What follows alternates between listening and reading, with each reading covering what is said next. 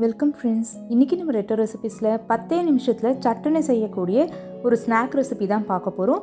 சட்னியோட சுட சுட இந்த குட்டி போண்டா எப்படி பண்ணுறது அப்படின்றத பார்க்கலாம். இது வந்து மேலே மொறுமொறுன்னு உள்ளே வந்து ரொம்ப சாஃப்டாகவும் இருக்கும். கண்டிப்பாக நீங்களும் ட்ரை பண்ணி பாருங்கள்.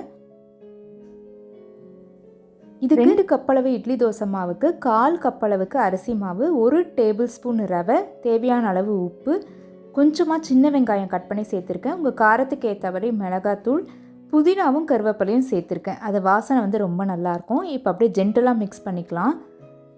இது 10 நிமிஷம் ஊறுறதுக்குள்ளே சட்னியை அரைச்சிடலாம். 3 வரமிளகா, 1/4 கப் அளவுக்கு வறுத்த வேர்க்கடலை, 4லேருந்து 5 பல்லு பூண்டு, சின்ன துண்டு புளி, கொஞ்சமாக தண்ணி, அதே மாதிரி உப்பு தேவையான அளவுக்கு. கொரகொரப்பாக கட்டியாக இந்த மாதிரி அரைச்சி எடுத்துக்கோங்க. இதில் தாளிப்பு சேர்த்துடலாம். கடுகு, பெருங்காயம் தான் சேர்த்துருக்கேன். இப்போ எண்ணெய் சூடானதும் நம்ம ஒரு 5 நிமிஷமாக ஊறிட்டுருக்க மாவை ஒரு சின்ன ஸ்பூனில் இந்த மாதிரி எடுத்து சேர்த்துட்டிங்கன்னா குட்டி குட்டி மினி போண்டாவாக இது சூப்பராக இருக்கும்.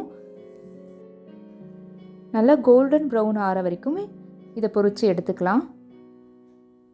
ஃப்ளேம் வந்து மீடியம்லேருந்து ஹைக்குள்ளே வச்சுக்கோங்க. நினச்ச உடனே செய்யக்கூடிய இந்த குட்டி போண்டா அந்த வேர்க்கடலை சட்னியோடு ரொம்பவே பிரமாதமாக இருந்தது. நீங்களும் இதே மாதிரியான அளவுகளோடு கண்டிப்பாக ட்ரை பண்ணி பார்த்துட்டு உங்களோட ஃபீட்பேக்கை என்னோட கமெண்ட்டில் ஷேர் பண்ணிக்கோங்க.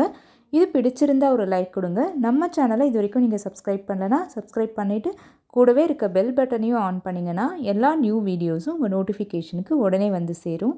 தேங்க்யூ.